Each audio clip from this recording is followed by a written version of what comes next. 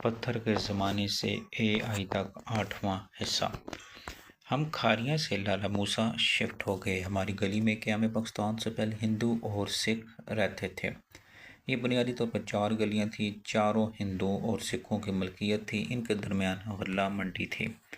वो लोग गले के व्यापारी होते थे, वो हिंदुस्तान चले गए थे। इनके मकान और दुकानें हिंदुस्तान से पाकिस्तान आने वाले महाजरों को अलॉट कर दी गई। ये बेबस और बेचारे लोग थे। मकामी लोग इन्हें पसंद नहीं करते थे और इन्हें तनसन महाजिर कहते। हमारी गली का नाम डाकखाने वाली गली था। इसकी वजह शहर का सबसे बड़ा डाकखाना था, वो गली के शुरू में थे, लिहाजा गली इससे मंसूब होगी। हमारे शनाख्ती कार्ड और व्यवहारों में मुद्दत तक डाकखाने वाली गली बतौर पता लिखी जाती थी। इस पूरी गली में मकामी लोगों के सिर्फ 2 घर थे, एक हमारा और दूसरा मेजर बरकत का।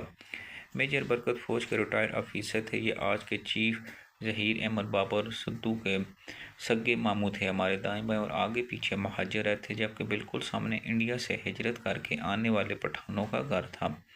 वो लोग पढ़े लिखे और कल्चर्ड थे। ख़ानदान के सरबराह का नाम मोइनुद्दीन था।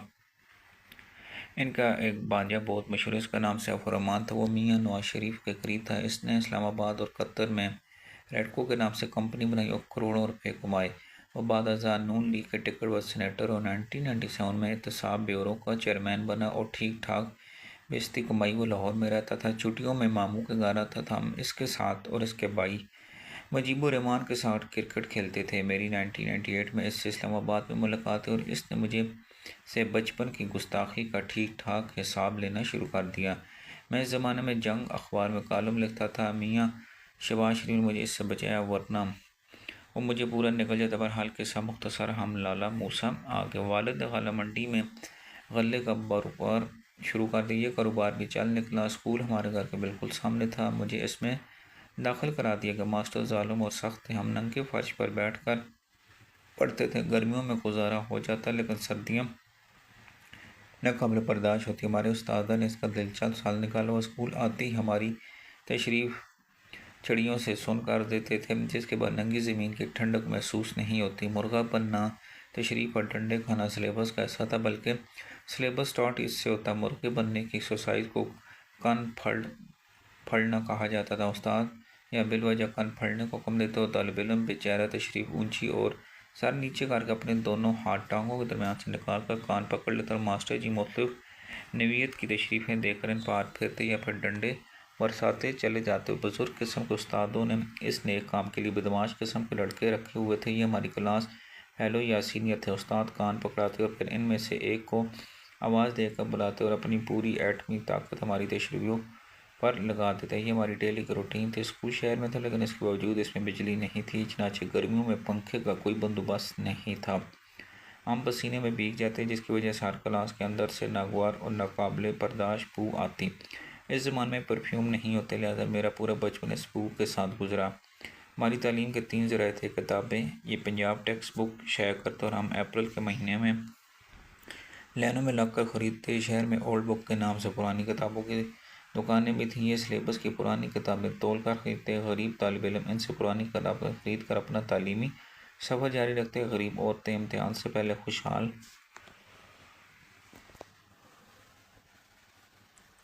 घरों में आकर माओ से कह देती, बाजी आप अपने बेटे की पुरानी किताबें मुझे दे देना, मेरा बेटा एक क्लास पीछे है, ये पढ़ लेगा। खुशहाल औरतें अमूमन इनकार नहीं करती और इम्तिहान ख़त्म ही किताबें इन्हें दे देती या वो ख़ुद आके ले जाए। मेरी वालदा हर साल मेरी किताबें किसी न किसी बच्चे को दे देती। मुझे ये बुरा लगता क्योंकि इसमें वह रद्दी की दुकान पर बेच कर मठियाई खाना चाहते। इस ज़माने में किताबें बड़ी मुश्किल से मिलती।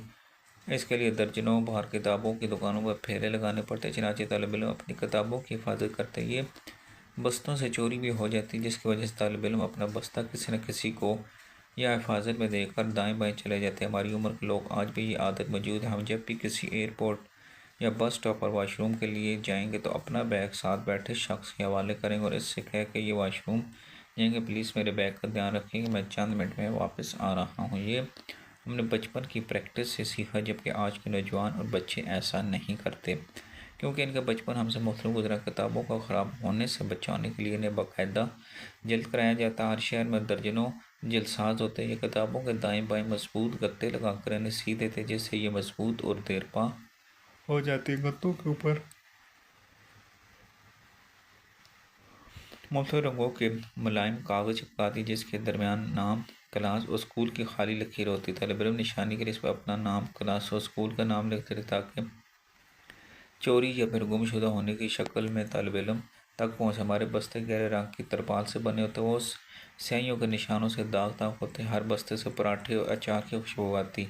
माएँ सुबह अपने बच्चों को देसी घी का पराठा बना कर देती। इन पर आम या अचार रखा होता है। ये शुरू में रोटियों के रुमाल में बांध कर बस्ते में रख दिया जाता है। बाद अज़ां दिन के लंच बॉक्स आ गई तो होशियार बच्चे अपना पराठा इसमें रख कर स्कूल आते। गरीब बच्चों के पराठे या खुश्क बासी रोटी रुमाल में आती है। हम इस रुमाल को पोना कहते। रोटियों का बड़ा रुमाल दज्जी कहलाता था। गरीब बच्चे लंच ब्रेक में अपना खाना दूसरों की नज़रों से छुपा कर खाते, जबकि हम लोग बेदरल्ले से सबके सामने अपना पोना खोलते। मेरी वालदा मुझे 2-3 पराठे बाद ताकि दूसरे बच्चे भी मेरे साथ खाना खा सकें। इन पराठों की वजह से मैं क्लास में बहुत पॉपुलर था। बच्चे बहुत जल्द मेरे दोस्त बन जाते। उस्ताद भी पराठे, अचार और लस्सी के लालच में मेरे साथ खसूसन सलूक करते। वालिद शहर में भैंसें रखती, चनाची हमारी दुकान पर सारा दिन लस्सी चलती रही। स्कूल के टीचर भी वहाँ से लस्सी मंगवा लेते। इस वजह से मेरा नाम जेदा लस्सी वाला पड़ गया। ये टाइटल स्कूल बदलने तक मौजूद रहा। वालदा मेरे पौने में ज़्यादा पराठे और अचार बनती, इस वजह से मुझे मेज़बानी की आदत। अल्लाह ने यह ख़ास करम किया और मुझे ज़िंदगी के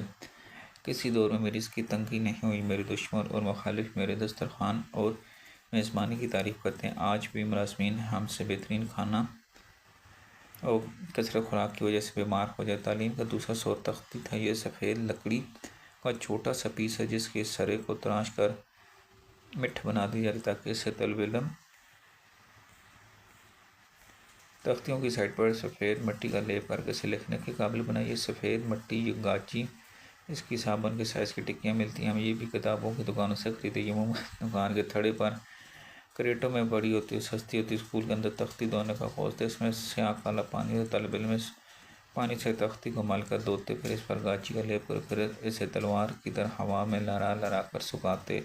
तख्ती गर्मी में जल्द सूख जाए, लेकिन इन्हें सर्दी में सुखाने का खासन जतन करना पड़े। धूप में भी रखना पड़ता। बाज़ के इन्हें अपनी रानों तशरीफ़ के दरमियान रख कर हमें बैठना पड़ता। यूँ ये तशरीफ़ की गर्मी से सूख जाती। तख्तियाँ धोने गाची के लेप की हमारे हाथों की लकीरें काली हो जाए, हमें खूब मर मर के उसे धोना पड़ता।